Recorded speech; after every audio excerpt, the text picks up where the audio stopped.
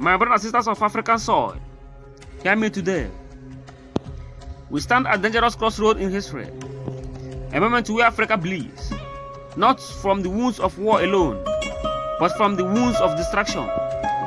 Yes, we dance, yes, we cheer, yes, we shout for goals, but I ask you today, who will shout for justice? We know the offside rule better than we know the constitution of our countries.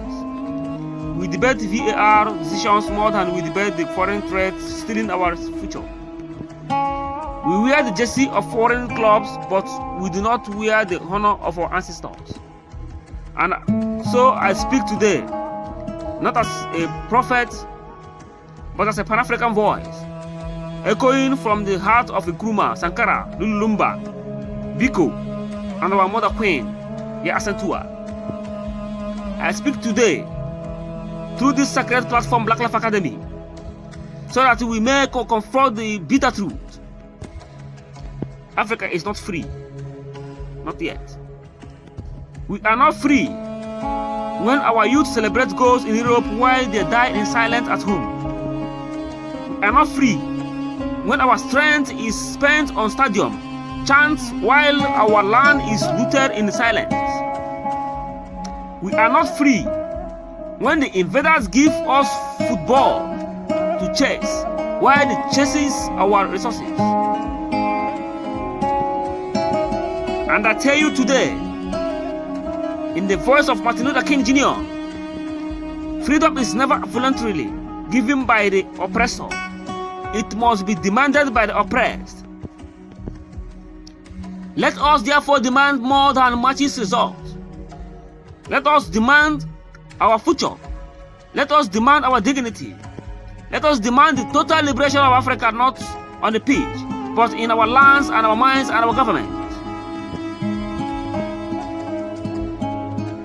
We, the children of Africa, have been trying to shout when Barcelona scores, but remain silent when our village go dark.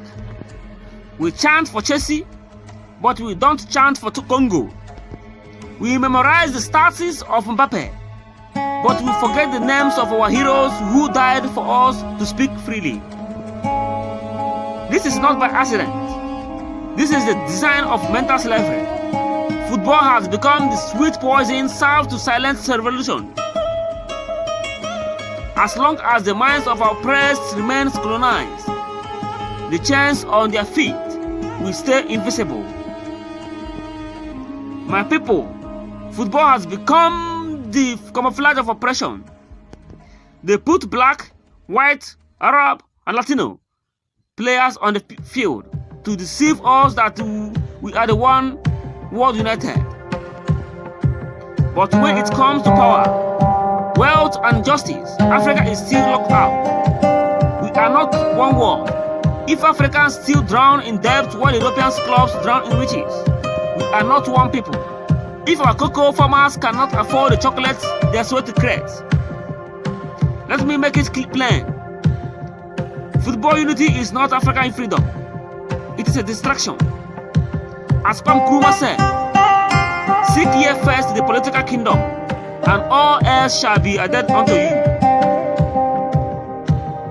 We must seek truth, liberation, and total African control over our destiny before we seek another World Cup.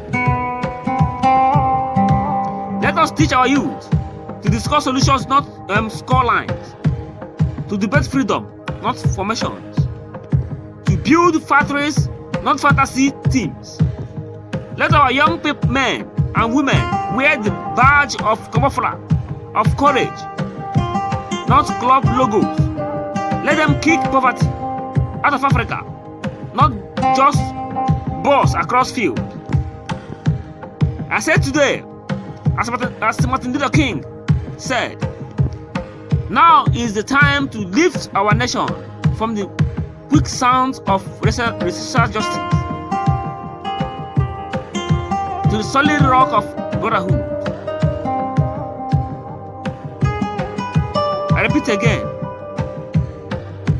I said today, as Martin Luther King Jr. said, now Now is the time to lift our nations from the quicksand of racist injustice to the solid rock of brotherhood.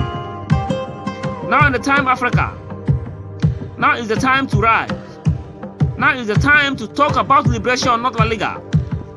Now is the time to build the Africa of Sankara's dreams, not the fantasies of FIFA. Now is the time to organize, mobilize, and rise beyond distractions. Let this be the last generation to cheer for the others while mourning in silence. Let this be the first generation to say, we will no longer be spectators of our own destructions. We will no longer be silent slaves, entertained by our masters. We will no longer trade unity for a trophy. Let us rise, let us rise. Mind sharp, fist, clean heart. Let us make Africa free again. I speak this through Black Life Academy, and I say to you today, let Africa speak not of gold, but of glory, not of cups, but of courage, not of stars on jerseys, but stars of revolution.